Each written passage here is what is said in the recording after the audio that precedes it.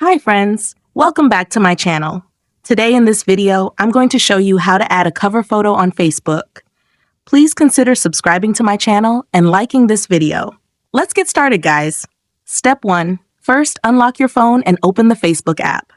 Once the app is open, you'll see your feed with all the latest posts from your friends and followers.